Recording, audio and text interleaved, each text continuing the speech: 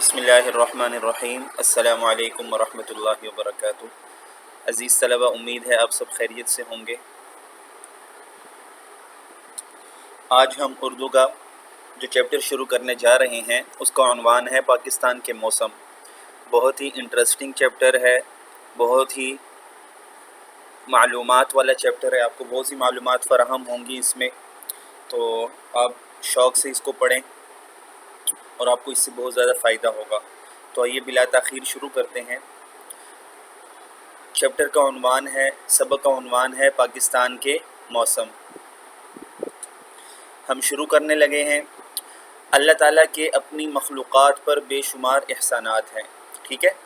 جتنی بھی مخلوقات ہیں سب پر اللہ تعالیٰ کے احسانات ہیں۔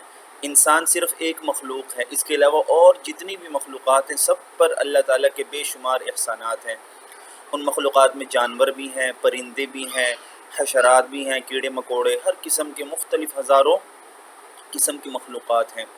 انسانوں کو اپنے خالق کی نعمتوں اور احسانات کا ہمیشہ شکر ادا کرتے رہنا چاہیے، ٹھیک ہے؟ اللہ تعالیٰ نے کتنی نعمتیں ہم پر کیں، کتنے احسانات ہم پر کیے، اس کا ہمیشہ شکر ادا کرنا چاہیے کہ جنہیں اللہ تعالیٰ نے عقل و سمجھ کی نعمت سے نوازا ہے۔ اللہ تعالیٰ نے ہمیں عقل بھی دی، سمجھ کی نعمت بھی دی۔ اپنے ارد گرد کی چیزوں پر نظر ڈالیے۔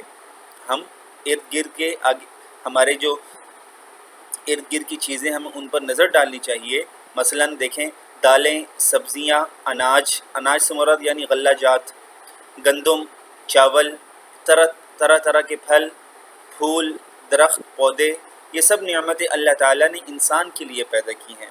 بچوں یاد رکھو، جتنی بھی یہ نعمتیں ہیں ساری اللہ تعالیٰ نے ہمارے لیے پیدا کی ہیں، لیکن ہمیں اپنی عبادت کے لیے پیدا کیا ہے، ٹھیک ہے؟ یہ ساری چیزیں اللہ پاک نے انسان کی خدمت کے لیے پیدا کی ہیں، تاکہ ہم یہ نعمتیں استعمال کریں اور اللہ تعالیٰ کی عبادت کریں۔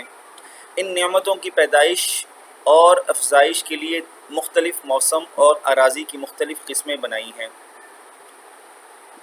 ان نعمتوں کی پیدائش، یہ جو نعمتیں ہیں ان کا پیدا ہونا، افزائش کا مطلب ہے ان کا بڑھنا، اس کے لیے اللہ پاک نے مختلف موسم بنائے ہیں۔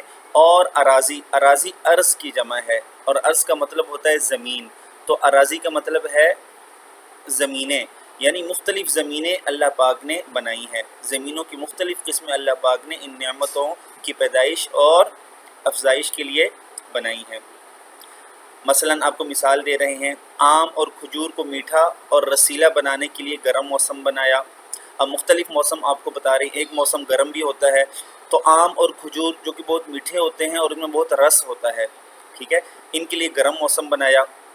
سیب، آلوچا اور خوبانی جیسے پھل کم میٹھے ہوتے ہیں، ان میں مٹھاس ذرا کم ہوتی ہے، یہ ایسے انسانوں کے لیے ہیں جو زیادہ مٹھاس پسند نہیں کرتے۔ اللہ پاک نے ہم سب کی طبیعتوں کا خیال رکھا۔